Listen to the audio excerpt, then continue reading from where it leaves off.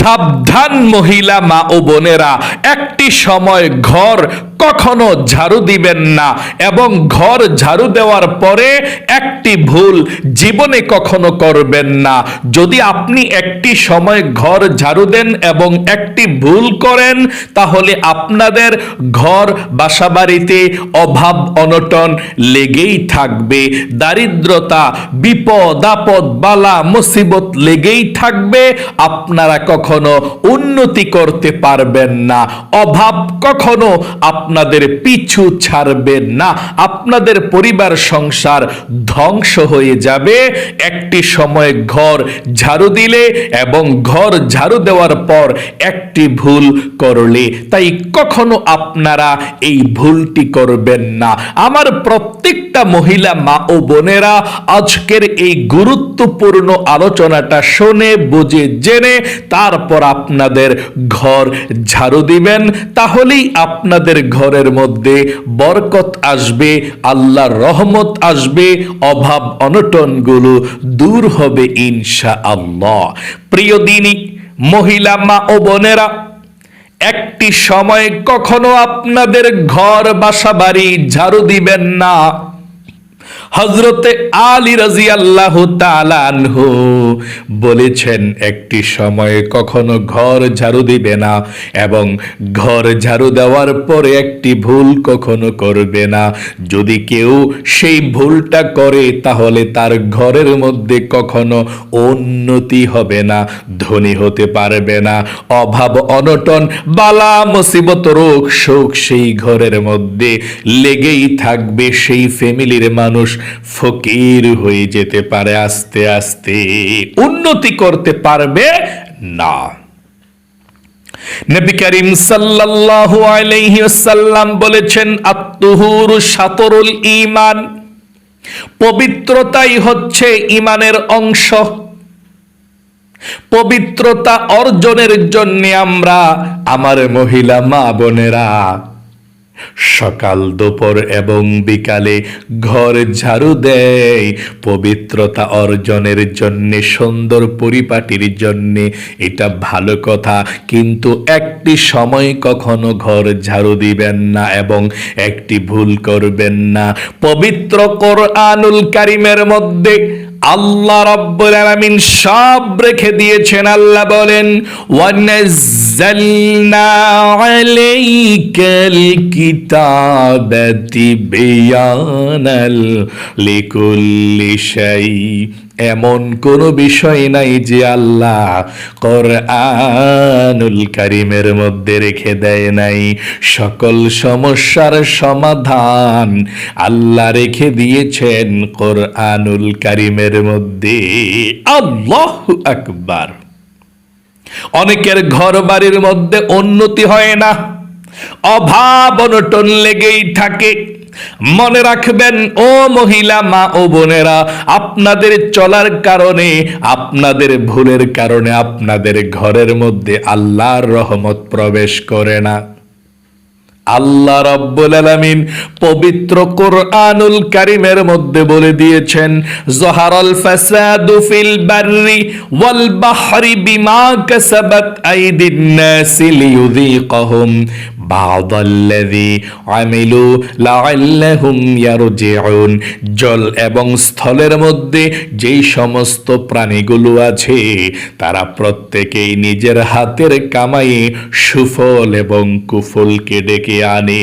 ভালো খারাপ কি জন্য হয়? ভালো এবং খারাপ হয় তাদের নিজের হাতের কামাইয়ে, নিজের কারণে। তাহলে একটি সময় কখনো ঘর ঝাড়ু দিবেন না এবং ভুল করবেন না, না হয় ফকির হয়ে যাবেন।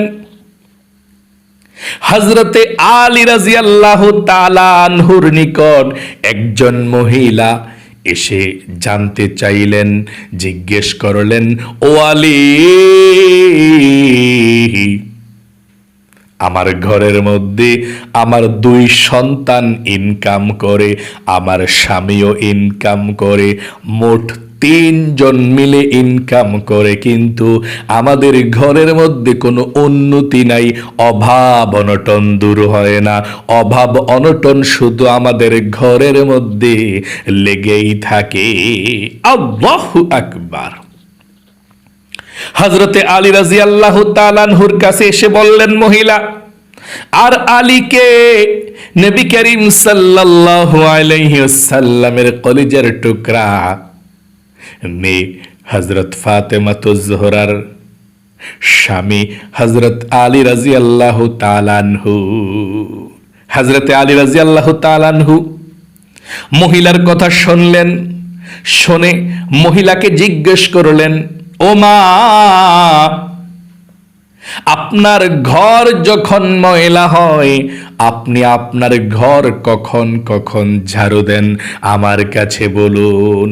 মহিলা বললেন, ও আলী, আমার ঘর যখনই ময়লা হয় আমি তখনই ঝাড়ু দেই, সকালেও ঝাড়ু দেই, দুপুরেও ঝাড়ু দেই, বিকালেও ঝাড়ু দেই, রাতেও ঝাড়ু দেই, যে কোনো সময় ময়লা হলে আমার ঘর আমি ঝাড়ু দেই, রাতেও ঝাড়ু দেই।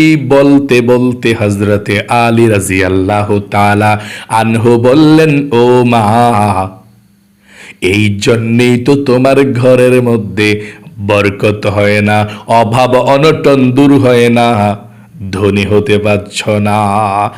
মহিলা বললেন, ও আলী, কি জন্যে উন্নতি হয় না কিছুই তো বুঝলাম না। আলী রাদিয়াল্লাহু তাআলা আনহু বলেন, ও মা, যেই ঘরের উপর আল্লাহর কীট পতঙ্গ মাখলুকাত বদদোয়া করে থাকে ওই ঘরের মধ্যে কখনো উন্নতি হতে পারে না, ওই ঘরের মানুষ আস্তে আস্তে ফকির হয়ে যাবে, অভাবের মধ্যে পড়ে যাবে। তখন সেই মহিলা বলল, আলী, ঘটনাটা খুলে বলুন, কি হয়েছে?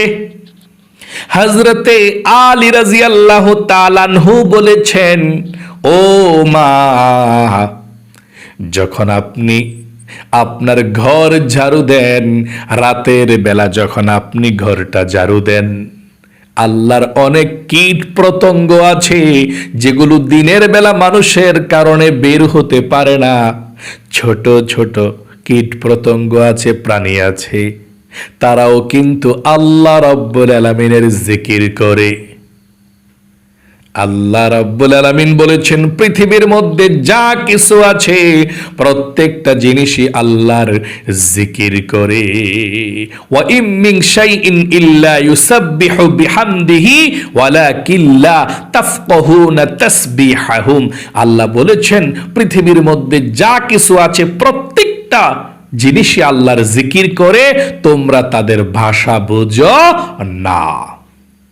তাহলে আল্লাহর জমিনের মধ্যে এমন কিছু কীট পতঙ্গ আছে, দিনের বেলা তারা বের হতে পারে না, রাতের বেলা বের হয়, আল্লাহর জিকির করে এবং তাদের খাদ্য তারা বুঝে নেয় এবং এদিক সেদিক ছোটাফেরা করে আল্লাহর জিকির করে। নবী করিম সাল্লাল্লাহু আলাইহি ওয়াসাল্লামের জামাতা হযরত আলী রাদিয়াল্লাহু তাআলা আনহু বললেন, ও মা, তুমি যখন রাতের বেলা ঘর ঝাড়ু দিয়ে ময়লাগুলো বাহিরে ফেলে দাও, তখন সেই মাখলুকাত গর্ত থেকে বের হয়ে উপরে আসে খাদ্যর জন্যে এবং আল্লাহর জিকির করার জন্যে।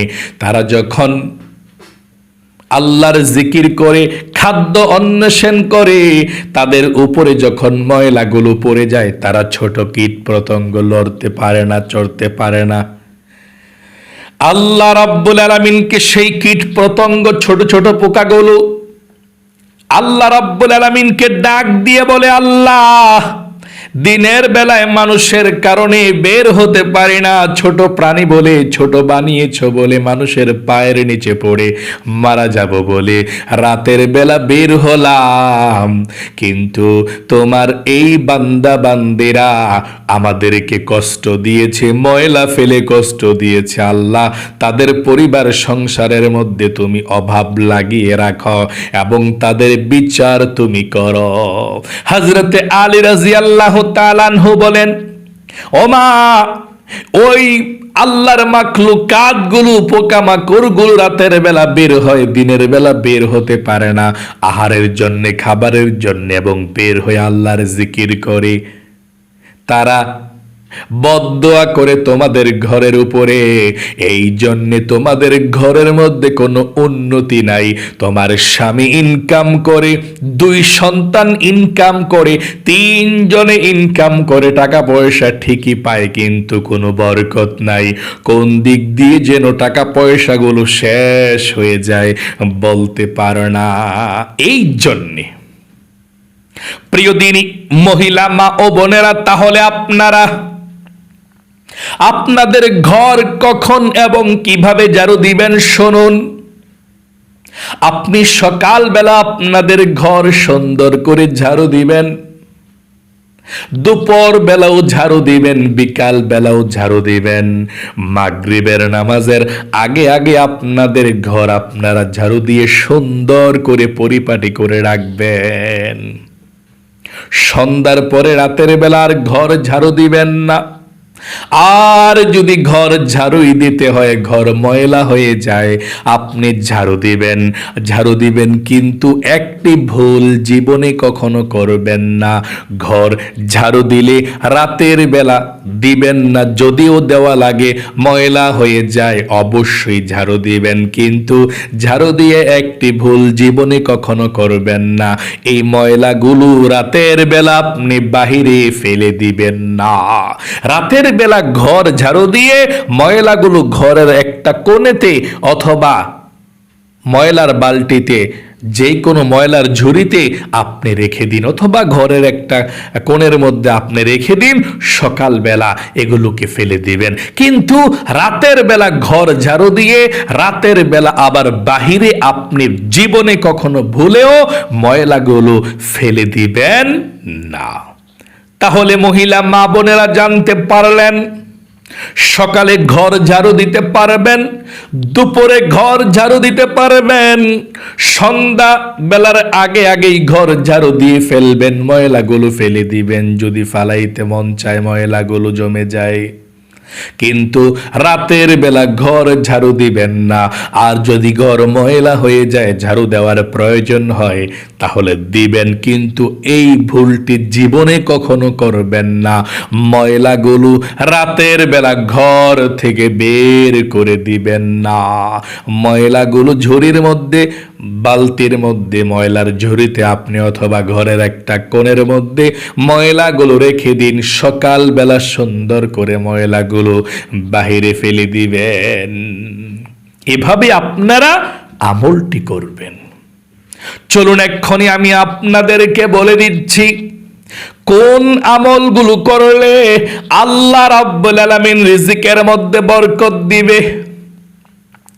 আল্লাহর রাসূল বলেছেন, যদি আপনারা রিজিকের মধ্যে বরকত পেতে চান, অভাব দূর করতে চান, বৃষ্টির মতো রিজিক পেতে চান, তাহলে আপনারা এই আমলগুলো করবেন। আপনাদের ঘরের সবাই 5 ওয়াক্ত নামাজ আপনারা পড়বেন, কারণ নামাজ পড়লে আল্লাহর রহমত আল্লাহ নাজিল করে, বৃষ্টির মতো রিজিকও আল্লাহ তাআলা দান করে। নামাজ পড়লে ঘরের সবাই নামাজ পড়বেন, আল্লাহ বরকত দিয়ে ভরপুর করে দিবে। আল্লাহ বলেছেন, ওয়ালাউ আন্না আহলাল কুরা আমানু ওয়াত্তাকাউ লাফাতাহনা আলাইহিম বারাকাতিম মিনাস সামাই ওয়াল আরদ। আল্লাহ বলেছেন, যদি